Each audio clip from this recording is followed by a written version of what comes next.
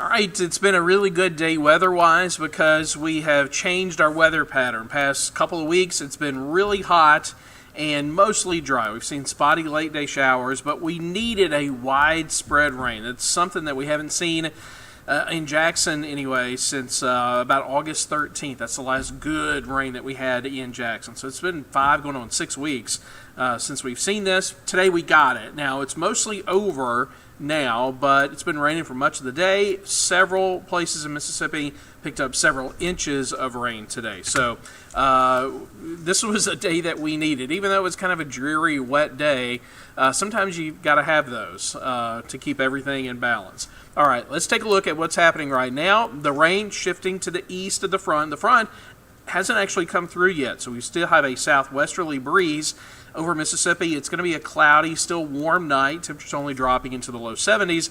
But by this time tomorrow, the front will have moved through. So winds are going to shift to the west initially behind the front and then eventually turn to the north.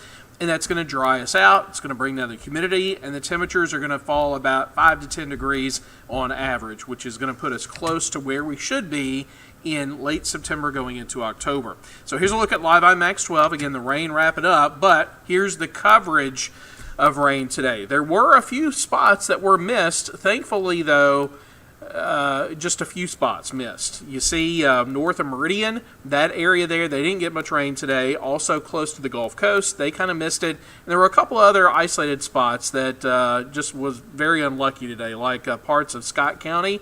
Didn't see any rain today, but most of us did. In the metro, on average, we picked up just less than an inch of rain. But other areas, mainly to the west and to the south of us, and the green shaded areas there, that's where we had 2, 3, even up to 4 inches of rain over the past 24 hours. So that's the good rain that we needed. Of course, the rain cooled us down. We did not make it to 90 today as expected because of the clouds and the rain. The high was 86. And then when the storms came through late in the day, we cooled into the 70s, and that's where we've been ever since. We're at 75 now. Remember, front hasn't come through yet, so with the south breeze, it's going to be cloudy and warm tonight. Even though the rain's done, we only fall back to about 70 first thing in the morning. But by tomorrow, the front shifts to the east of us. Winds come in from the west.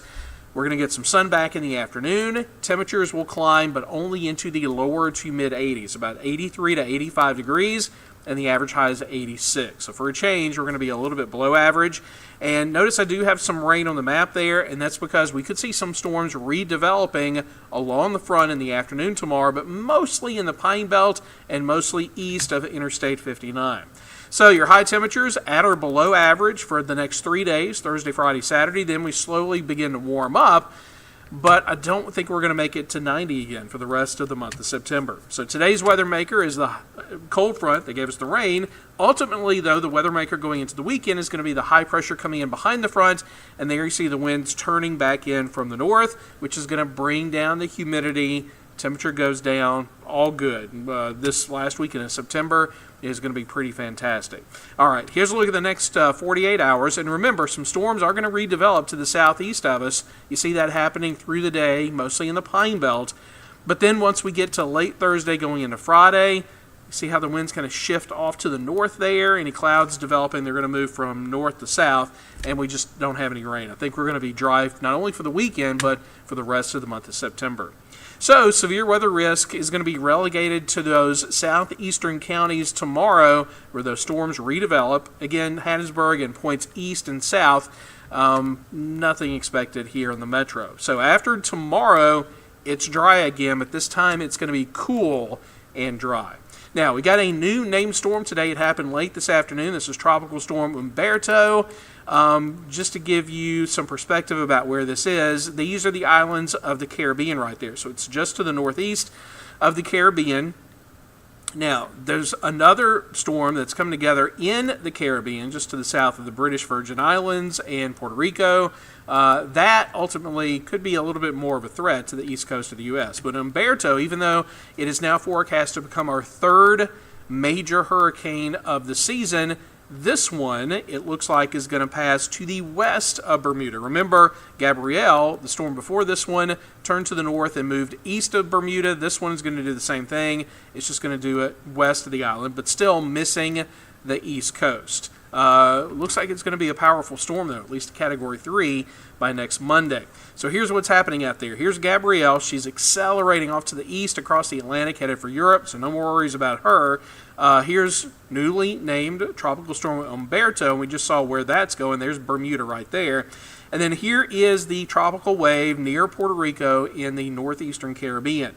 This is the area that we expected to develop in, where we have an 80% chance, a high chance that we're going to see development here over the next couple of days. What we expect to happen is it should move to the north of Hispaniola and Cuba, possibly move through the Bahamas, but take a turn to the north before it reaches Florida.